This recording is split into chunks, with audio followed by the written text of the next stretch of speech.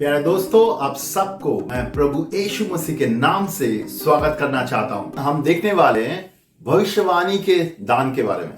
परमेश्वर हमें भविष्यवाणी के दान देते हैं ताकि हम सहायता कर सकते हैं अपने संगति में दूसरे लोगों को परमेश्वर के संदेश बता सकते हैं। ये कोई पहले से याद करके आके कुछ दूसरे के बारे में बताना ऐसा नहीं है। ये परमेश्वर से इंस्पायर होके, मतलब परमेश्वर के ओर से कुछ संदेश परमेश्वर हमें देता है दूसरे के लिए, तो हमें वो चीज बताना है उसको। ये कलीसिया के लिए भी हो सकता है, मतलब संगति के लिए हो सकता है, आपके फेलोशिप ग्रुप के लिए हो सकता है, या कोई एक या दो विश्वासी के लिए हो सकता है। परमेश्वर की ओर से आता है। परमेश्वर एकदम से आपके दिलों में डालेगा वो संदेश और आपको वो चीज बताना है। कभी कभार ये संदेश हम सबके सामने बता सकते हैं, कभी कभी ये पर्सनल भी हो सकता है, तब हम व्यक्तिगत रूप से उसको बता सकते हैं कि परमेश्वर ये चीज बता रहा है आपको।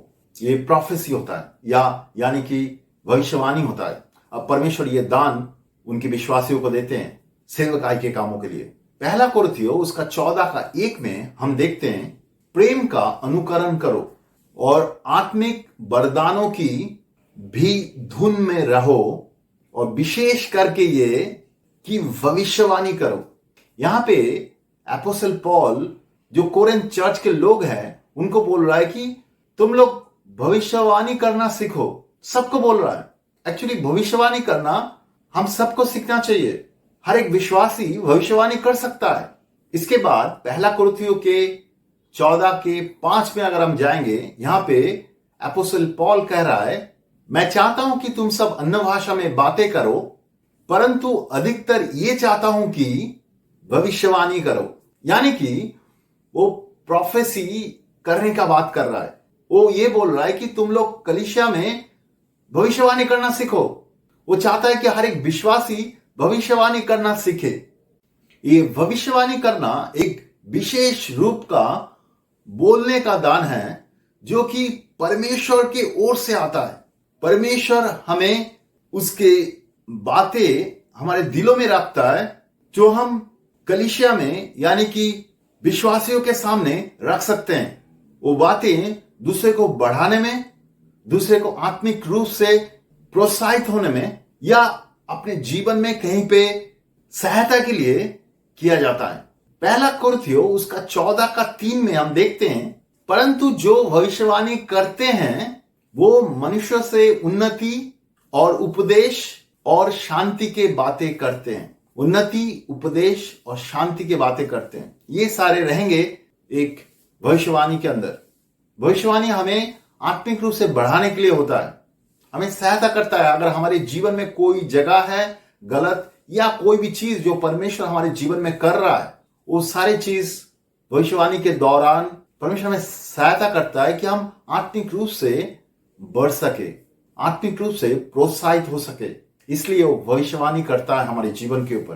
कभी कभार लोग ऐसे बोलते हैं, भविष्यवाणी नहीं होता है, भविष्यवाणी बंद हो चुका है, अभी वचन है, सिर्फ वचन पढ़ो।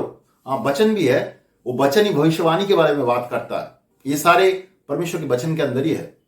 अगर भविष्यवाणी नहीं होता तो वचन में ये नहीं लिखा रहता। वचन में सही तरीके से लिखा हुआ है कि भविष्यवाणी होता है, यह आत्मा का दान है, और जो भी आत्मा में चलता है, सेवकाई के काम करते हैं, उनके लिए उपलब्ध है। वचन भी हम इस्तेमाल करेंगे, लेकिन आत्मा के दान भी हम इस्तेमाल करेंगे।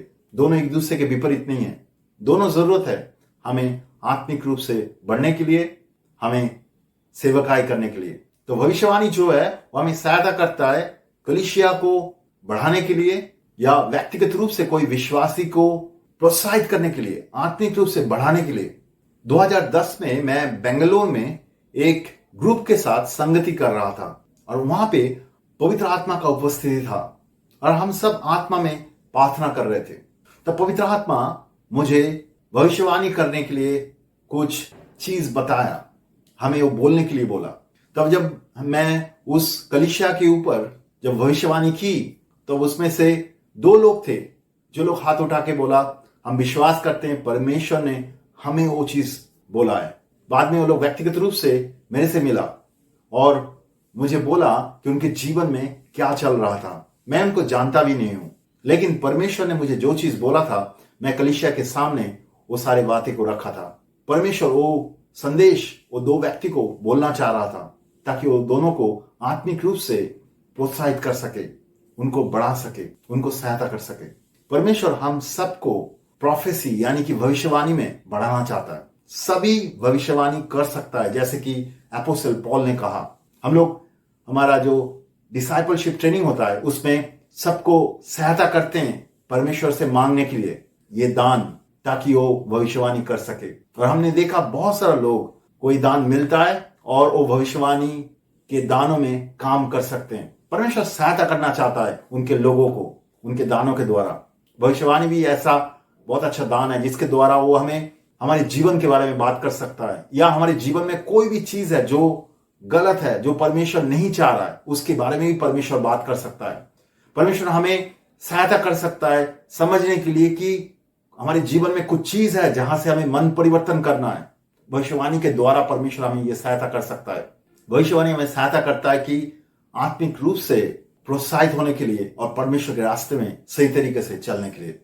अंत में मैं ये बोलना चाहता हूं कि जो आत्मा के फल वो हमारा चरित्र यानी कि हमारे कैरेक्टर को बढ़ाने में सहायता करता है, और जो दान है वो हमें सेवकाई के काम में सहायता करता है। दोनों हमारे जीवन में जरूरत है। अगर आपके अंदर आत्मा का फल नहीं है, मतलब आपका चरित्र में परमेश्वर की अच्छाई नहीं है, तब भी आप सेवकाई के काम में नहीं जा सकते, क्योंकि आप सुसमाचार तो प्रचार करेंगे, लोगों के लिए प्रार्थना तो करेंगे, लेकिन आपका चरित्र अगर परमेश्वर के हिसाब से सही नहीं है, तब आप अच्छी तरह से परमेश्वर के काम यानी कि सेवकाई नहीं कर सकते।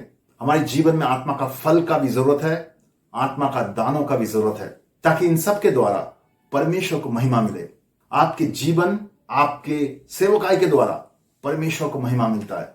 आत्मा के फल और आत्मा के दानों में जब हम बढ़ते हैं, वो कलीसिया में परमेश्वर का आशीष को लेके आता है, आपके जीवन में परमेश्वर के आशीष को लेके आता है, और आपके द्वारा दूसरे विश्वासी जो है वो भी आशीष होता है।